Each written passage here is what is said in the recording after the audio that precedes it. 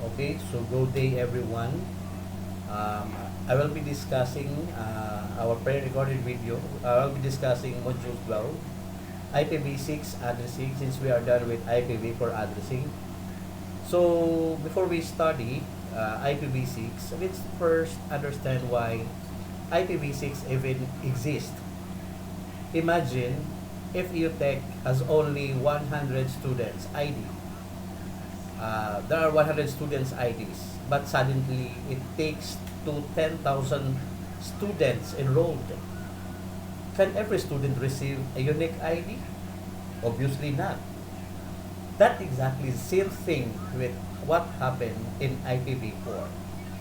IPv4 uses only 32 bits, okay, giving approximately 4.3 billion addresses all over the world. Years ago, that sounded like an unlimited number. Today, however, we have mga smartphones, tablets, laptops, smart TVs, mga CCTV cameras, smartwatches, smart refrigerators, um, Internet of Things devices. One person may own 10 to 20 internet connected devices. Therefore, IPv4 addresses became exhausted. Okay? So, if you if you can imagine, oh, everyone has a phone, laptop, and smartwatch. No? Then imagine 8 billion people doing exactly the same. Okay? So, let's immediately understand why IPv4 is no longer enough. Okay. So,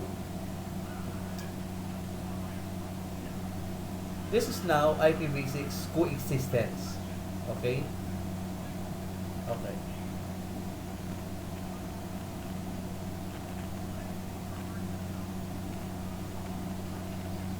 So, this is our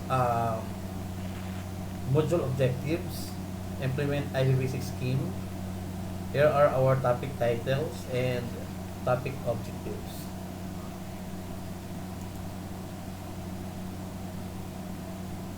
Okay, so yeah. So these are I previously reiterated, no, the issues of IPv4. Okay, so that's why we need to have that exists, no, the IPv6. Okay. And another example, suppose a company has a 500 employees and each employee owns a laptop, smartphone, and tablet that is already 15,000 devices. Multiply by millions of companies around the world.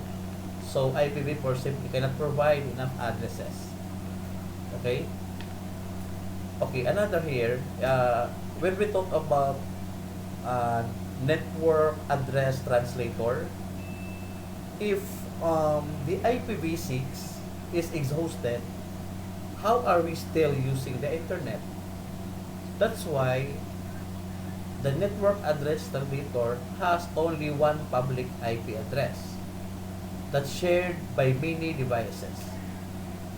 Okay, for example, no, from the internet, no, then the internet provides public IP address that transmitted, no, to the our router. Then from our router, no, we have connected several devices like PC, phone, and TV. Okay, so many devices in one public IP. Then the NAT or NAT, tawag ito is network address translator, solve the problem temporarily, but it also introduces some complexities, no? Minsan slower troubleshooting, meron siyang mga peer-to-peer limitations. So now IPv6 remove these kind of dependencies. Okay? So there are common misconceptions. Okay, there are common misconceptions. IPv6 exists because of IPv4 is low. No, that is one of the misconceptions of among others um, in the field of information technology. No, IPv4 is not slow. The biggest reason is that the address of IPv4 exhaustion. No, so that's why IPv6 wasn't invented because the IPv4 stopped working. IPv6 was invented, because the internet became much bigger than anyone expected. Okay? Okay. This is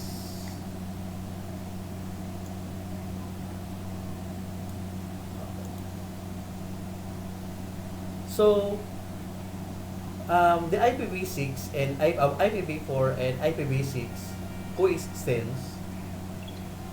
Suppose that if EUTech was replace all the classroom computers, this is for example, to keep you understand this slide. Suppose if EUTech wants to replace all the classroom computers, would the university throw away all computers overnight? No. Old and new computer coexist.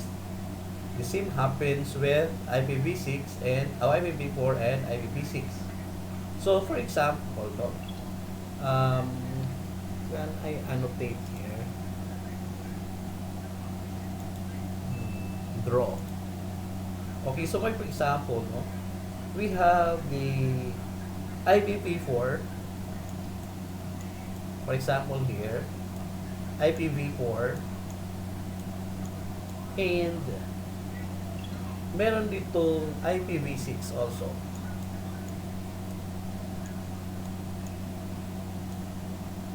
So that both rules can speak or tawag dito dual stack. Okay, so meron tayo ditong isang when we say dual stack, it's a speak both languages. So meaning meron siyang tunneling, it translate through the tunnel. So ito yung sinasabi nating NAT64. So si NAT64, this is NAT64 ha.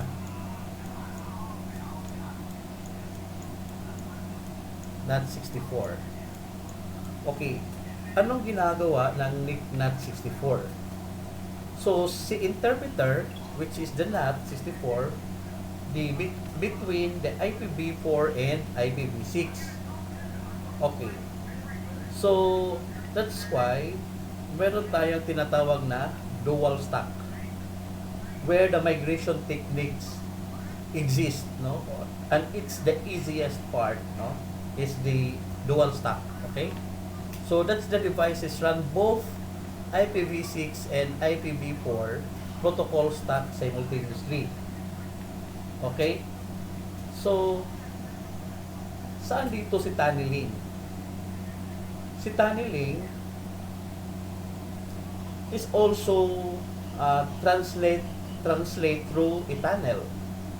Okay, so it's translate also through a tunnel. So meaning the interpreter, okay, again so dual stack can speak both languages. In terms of tunneling, meron siyang interpreter between the IPv4 and IPv6. Okay? Then, in NAT64, meron siyang translator, meaning the interpret between the IPv4 and IPv6. Okay. Which migration technique here is the easiest? Okay? Okay, so the easiest here is the dual stack because the device runs both IPv4 and IPv6 protocol. Okay, so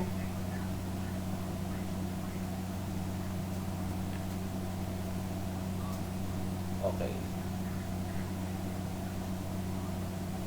So let's move on to IPv6 address representation.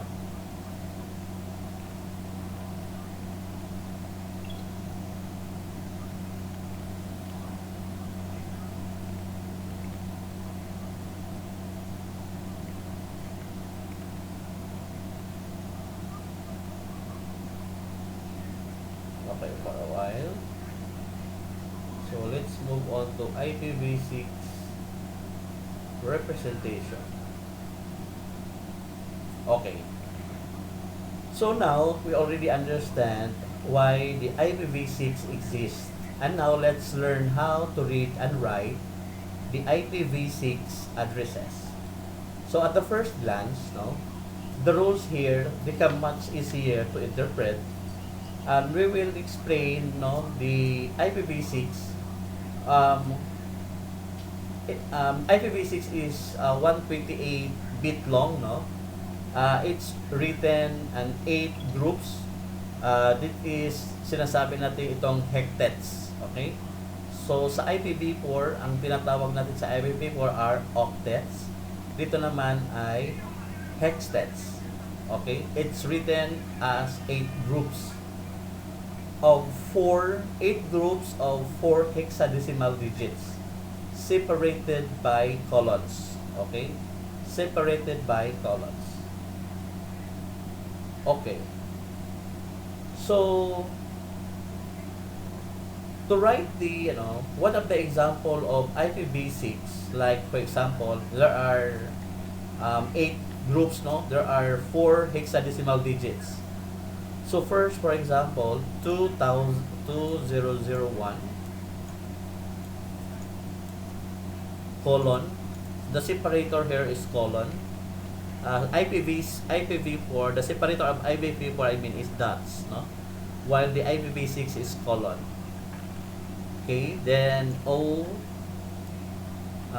DB, then 0. Oh, yeah, 8. ODB 8 colon 1, 2, 3, 4. 1, 2, 3, 4. 1, 2, 3, 4.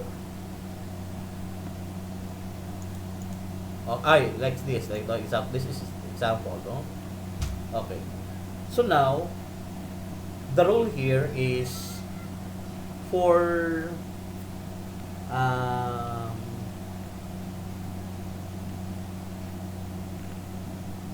for 005, unahin natin 200 for example. Ito muna. So we will omit the first 0 since ito yung unang number, no, ang nasa second. So if we omit the first 0, that would be 200. Okay? And for the second one, since ito ay lahat ay 0, so omit lahat. Ito naman ay lahat ang 0, omit lahat. This one is omit lahat. Okay? So, how many colons we have? So, we have 1, 2, 3, 3, no? So, magiging 0 na lang po yan. And then, for 111, as is pa rin siya. Then, dito, magiging 0 ulit. Tapos, since omit dito yung 0. Okay? So, ang matitira na lang dito ay 2001, DB8, 0, 1111, 0, 0, 0, 200. Okay? So, that becomes 2001, DB8, 0, 111, colon 0, colon 0, that colon 200. So, now, since lahat po ay 0, magiging na po siyang 2001. So, the final representation of this address, no, of IPv6, the final representation, it becomes now 2001, okay, 2001 colon. So since second is 0, so omit that one, so hindi natin isusulat. Second is ODB8, so 0 DB8, omit yung 0, ang matitira na lang ay DB8.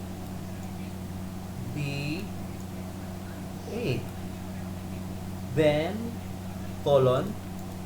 Then the third one we have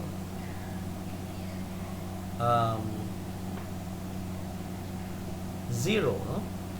Yeah, so we have here 0. Then next is 1, 2, colon.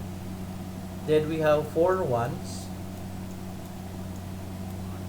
Then since lahat po, tatlo po yung 0, so magiging dalawang tutuldok, no? Yung separator niya. So 1, 2, omit the zeros, then 200.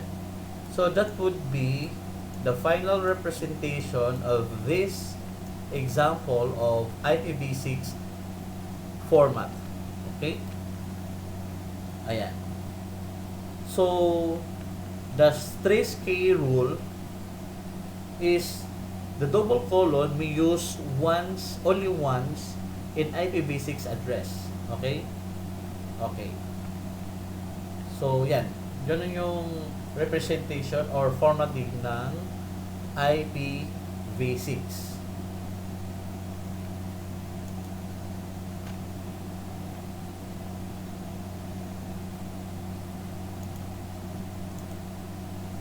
Okay, next tayo. So, you omit the 0. For example, this one. Yan. Omit the 0. For example, 1AB, 01, 01AB can be represented as 1AB. 090 can be represented 910. 0A00 can be represented A00. 00AB can be represented as AB. Note that the rule can be applied to leading zeros, not to trailing zeros. Otherwise, the address would be ambiguous. Okay? Ayan, guys. So, as you can see here, this is preferred. And no leading zeros, ito po. So, yung magiging format niyan, same kanina, no? Ayan. So, what are those IPv6 address types? Okay. So now we know already the IPv6 address are written. Then now the next question is, what kind of IPv6 address exists? Okay. So think of yourself, no? Do you only have one identity? No, no. You probably have what? You have only student number, for example. You have the email address. You have the Facebook account. Mobile number, no, home address. So this serve as your different it serves as different purpose. That's why IPv6 devices work exactly the same way, no? So a computer doesn't have only IPv6 address. It usually has several, no? Unlike yung IPv4, meron siyang private at saka public, no? So nag-public lang siya through the network address translator. While si IPv6 po na device commonly have the link local address, global unicast, and multicast address. Okay? So, yun yung kaibahan ng IPv4 and IPv6, no? So, sometimes there are unique local address, no? Ayan.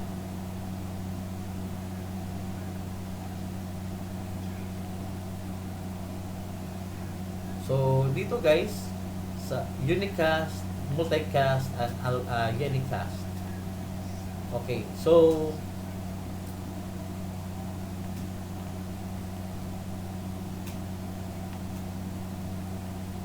when we say unicast, okay,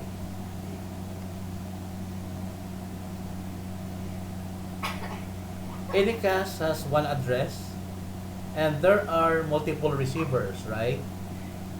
And the nearest the nearest one responds. Okay? The nearest one responds. So for example, no, we have here the client. Then there are 3 servers or 4 server. So hahanap siya ng pinakamalapit na server. Okay? So that is anycast. So the broadcast naman, the broadcast naman is, for example, no, the students the,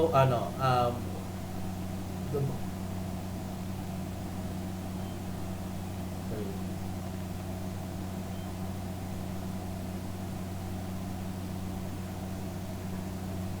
So the broadcast, um, IPv6 does not use broadcast, no? Instead, it uses multicast, no? Which is more efficient siya. So hindi siya kasi sa multicast, it used to send a single IPv6 packet, no, to a multiple destination. Okay, meron siyang multiple destination. So same din po sa scenario ng IPv4, no. So in anycast, sa IPv6 unicast address, it can be assigned to multiple devices sa packet. Okay, then it's sent to any cache address is routed to the nearest device having that address. Okay, unlike dun sa IPv4 din, dito sa IPv6 does not have a broadcast address. Okay, however, there is a IPv6 also that there are all nodes that multicast address that essentially gives the same result. Okay, so that's the difference between the IPv4, no? Okay, as you can see here, the prefix length. Okay, so sa IPv6 prefix length, we use subnet masking, no? Subnet mask. In IPv6, we use prefix length. Okay, again, in IPv4, we use subnet mask, while si IPv6, we use prefix length. Okay, ayan. So for example, we write this one, 200/64. Ayan. So if we try this, what does 64 mean? No? Okay, what does 64 mean? So there are 64 devices? No. So 64 bits long, no, to the network. Remaining 64 bits belong to the interference. Like for example, no, there are 128 bits, no? Ayan. So let's try, no? Okay.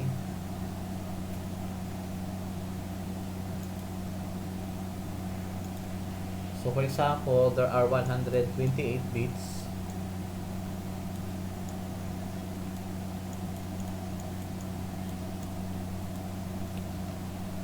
And our network is, for example, we have here a 64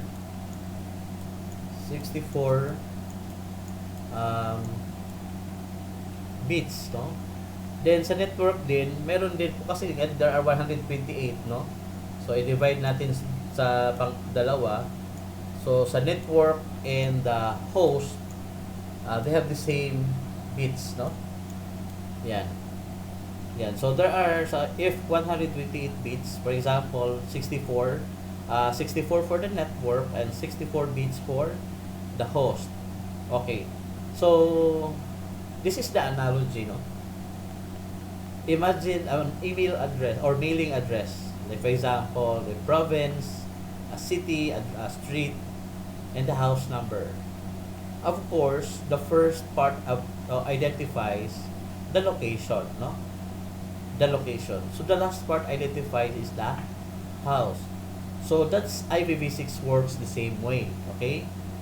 So ayan po, you know. If two computers, for example, have different network prefix, Can they communicate directly? Really? So the answer is no, no? A router is required, no? A router pa rin is required. Okay? Okay. So dito, we will explain the global unicast. Okay, sa public IPv4, no, is equivalent IPv4 na characteristics, meron siyang internet routable, globally unique, and assigned by the internet service provider. Okay? So, first we will explain the link local. Okay? No. Let's explain the link local. It's equivalent again to a talking only aside in one classroom, no, and cannot leave the local network. So imagine, no, there are two students, no, inside the classroom, and they don't need, for example, a PLDT, no, globe, or a car converge, no. Okay, so this simply talk that is tatawag nating link local kasi nasa local lang siya. Okay. So, internet communication now need to have a global address. Okay? So for example, no, we have here LAN here, and we have here the PC. Then we have to connect the router. Okay? So, si PC can have now the internet. Okay? So, that's a si local naman, we have this LLA and the GUA, or the Global Unicast Address. Okay? Ayan po yung niya, yung representation, no? Okay.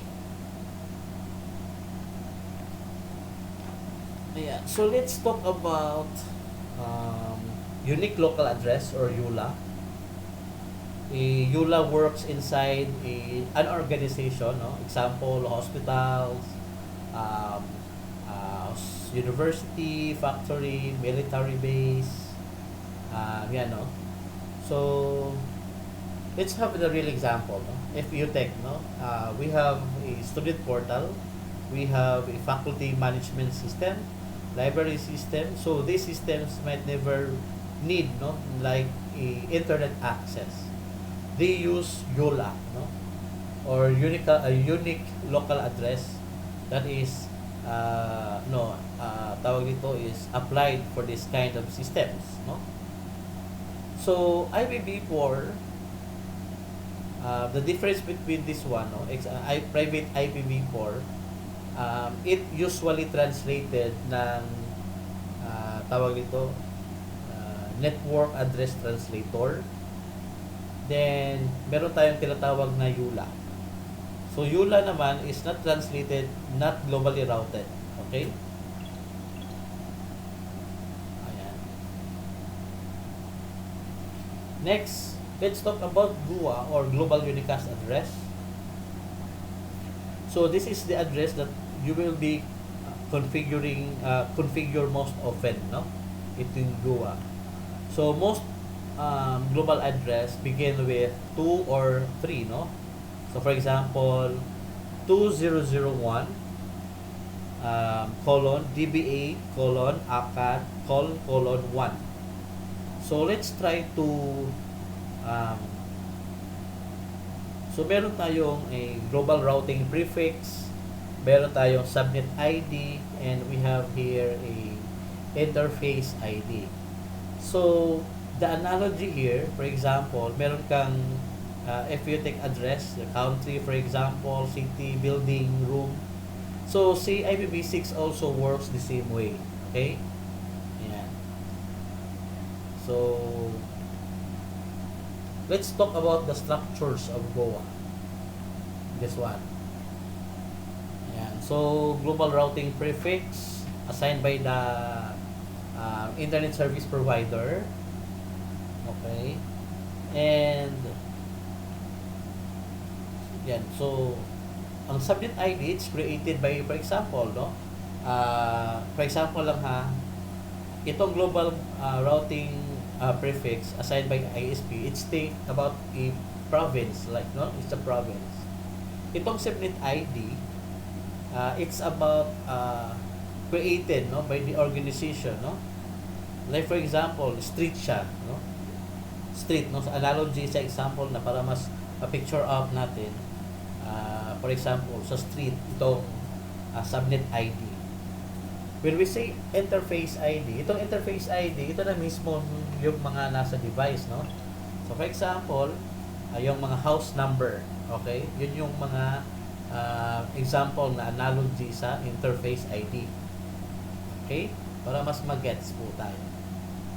So for example, for example, we have 2001, DB8, ACAD. Then we have to separate the subnet and the host. Okay? Yan. So, let's talk about naman sa LLAs. Okay? So, LLAs, it's a link local address. Okay? Ayan. So, every IPv6 interface automatically creates a link local address, no? It usually start with if A at 0. Tingnan nyo guys ha. It starts with if A at 80. If A, it starts with if A, si link local, it starts with if A 80. Tapos colon na. Okay? So I want you to later, no, if you tawag dito access yung mga technical summative natin,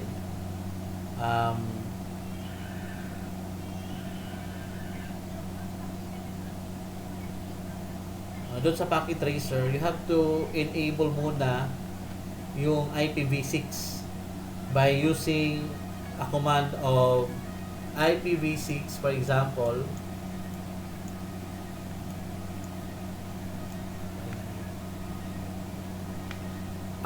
IPv6 enable.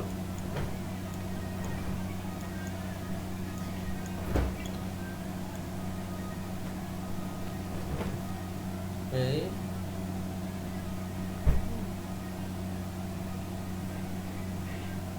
IPv6 enable, and immediately show IPv6 interface brief.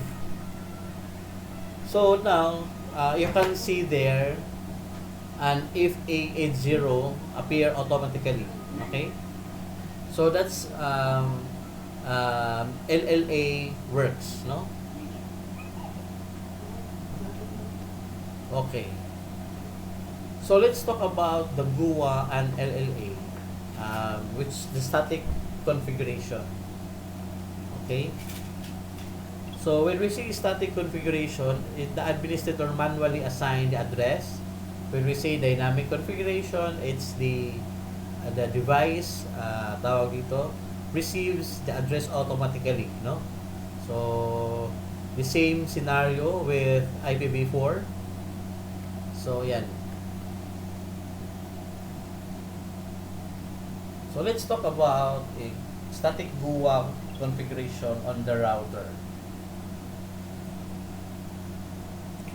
Okay, so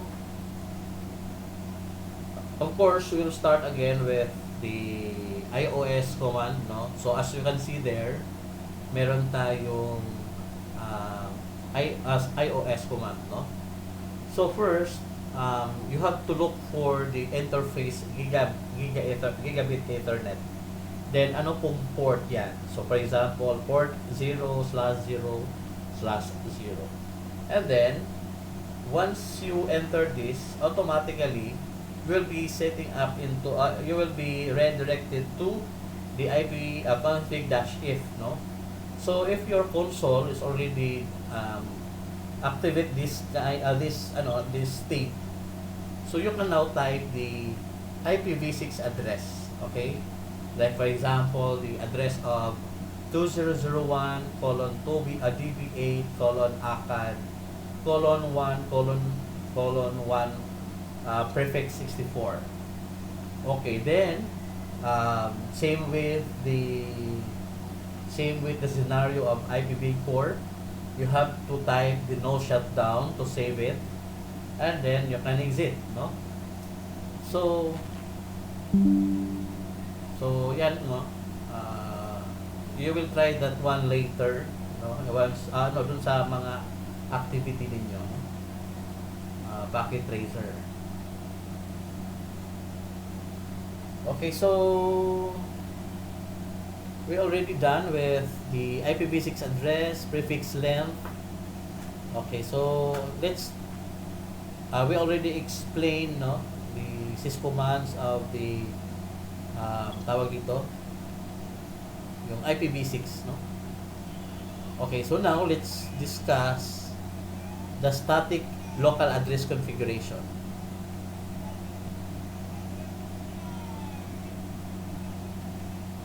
Oh wait, let's talk about muna ng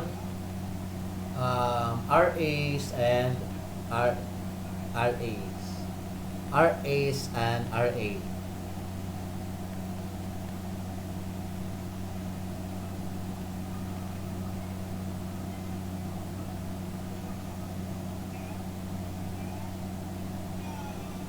Okay. So when we say RS, it's about it stands for a router solicitation, while the RA, it's a router advertisement. So this is one of the most important concept ng IPv6. Unlike sa IPv4, IPv6 device don't simply wait for a DHCP server, no? Instead, they begin a conversation. Okay? Ayan. So, meron siyang feedback mechanism. Okay? So, for example, no? Meron tayong new computer, no? New computer. Then, nag-communicate si new computer, sabi dito, hello, is there any IPv6 router here? Then, si router naman, yes, no? For example, this one. We have a new computers, okay? Then new computer sends a message, or kahit ano siya, quick message siya na, hello, is there a router, no? IPv6. So hinanap niya yung IPv6, no? By ping or tawag dito, in is look up, for example, no? So kung may makita siya, automatic si router mag-respond, no? Okay, so I'm here. Andito si router. Okay, andito ako. Then since bago kang na-detect namin at nakita ka namin na naghanap ka sa akin, for example, I will give you now your prefix na network. So ito yung ginagamit na okay, so for example nag-send siya ng prefix. Okay, so you can now use me as your gateway to broadcast, or tawag dito, can search internet. Okay, so that's router solicitation, no? So that's router solicitation works. So for example, no, a freshman, no, student asking, excuse me, where is a room F706? And then the student asks, someone replies. Okay, similarly, PC also asks, is there IPv6 router here? No, yun yung scenario ni router solicitation. When we say router advertisement, ang ibahan naman niya,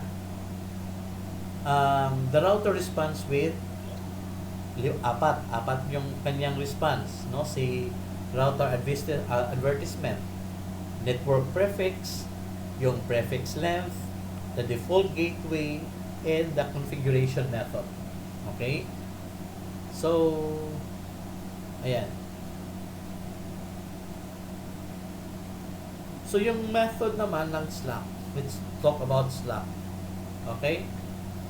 So, this is probably easiest automatic addressing method, no?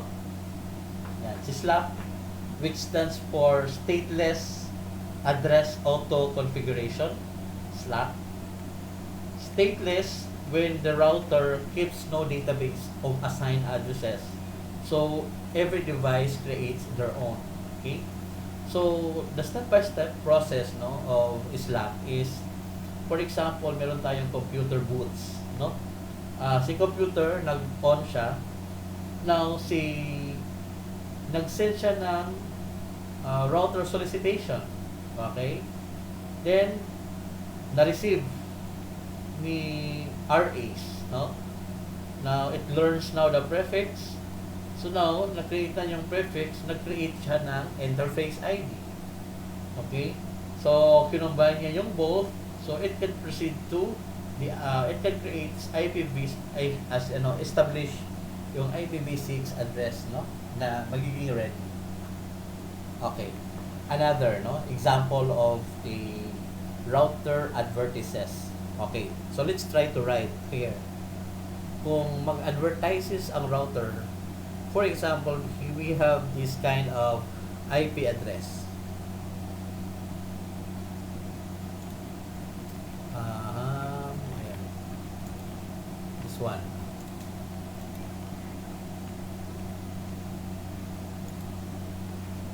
For example, yan yung IP address, no? Okay. So now, yung PC, mag-create siya ng address, no? Based on the router advertises. So, another here, na-create yung PC. Okay. Wait.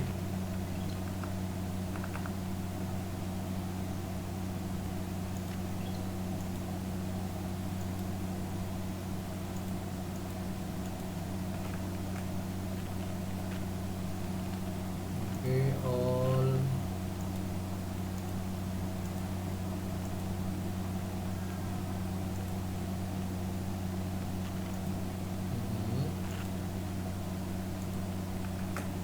For example, ito yung na-create ng PC. So now, the final address of this, combine niya, ito na yung magiging final address. Oh, wait lang.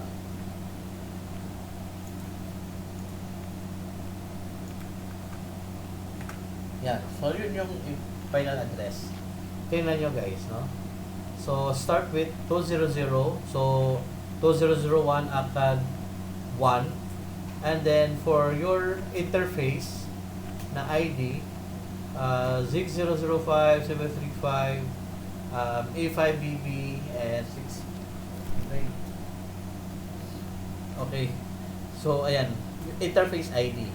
So, ito yung interface ID. At ito yung network. Okay? Ayan.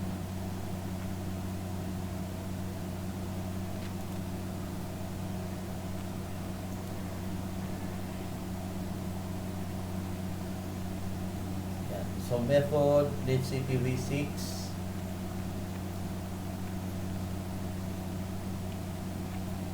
Ayan. So, yan, interface generated yung ID niya. Ayan. By using ipconfig, no? Okay. Sa dynamic naman ng LLAs,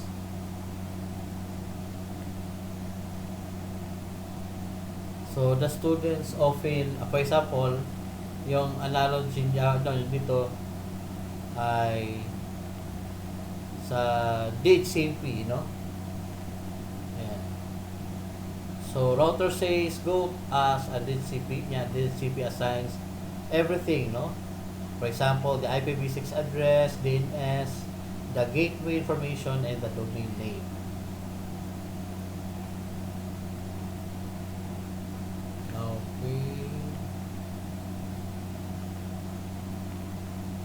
So sa multicast,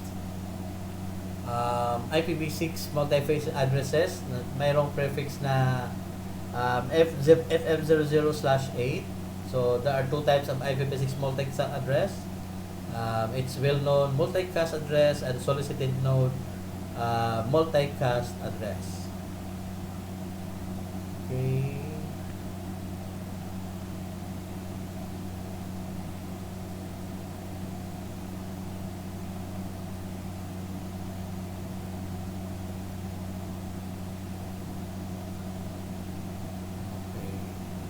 So, ayan yung solicited node ng IPv6 multicast. Ayan. Okay, so let's talk about subnet ng IPv6 network.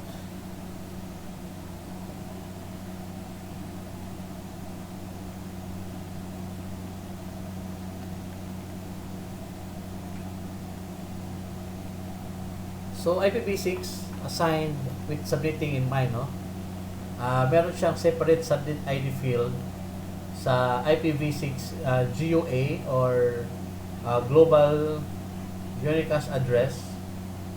It used to create subnets, no? So there are subnet ID field, meron po siyang global routing prefix, at saka yung interface ID. Okay? So dito sa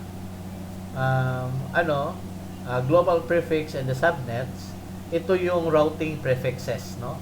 Which is 16 bit, no? We have the subnet mask of 64 bit prefix. Okay? So ayan yung scenario, no?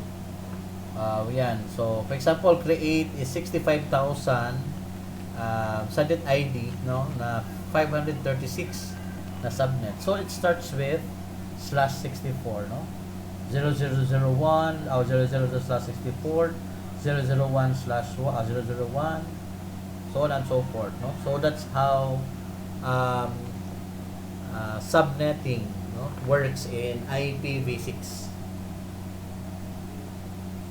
Ayan po. Okay, so an example of CLI, not CLI, it's iOS command, no? How to configure the router with the use of IPv6 subnets, okay? Ayan.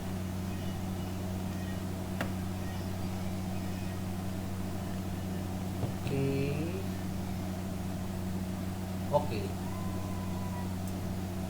So, if you have questions, no, sa module 12, it's very long. It's very long slides, no? There are a lot of slides in module 12. If you have questions in IPv6 address, clarification, you can message me through Canvas or through MS Teams. Okay?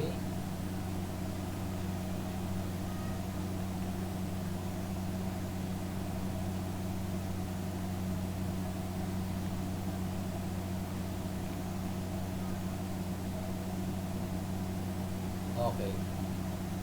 IPv6.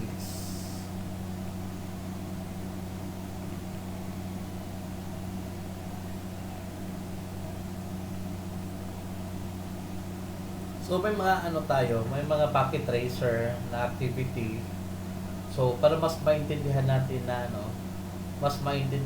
yung scenario. So we will try to access, no, yung mga packet tracers activity natin. Not try, but you have to do it, no? Because that's that's one of the deliverables. Kailangan niyo pa rin yung tapusin, no?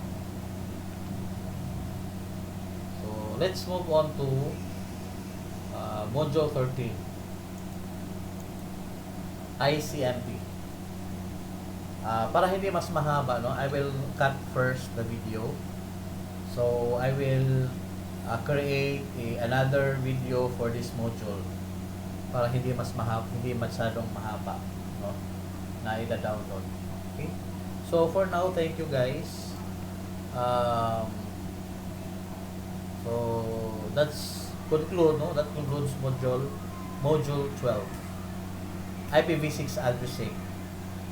So we'll talk about subnetting of IPv6, configuration, compositions, no, structure.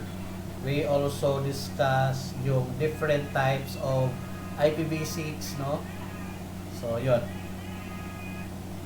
So, paano yung structuring, paano mag-write ng IPv6. And we also discuss yung mga commands, no? How it works. Yan. Okay.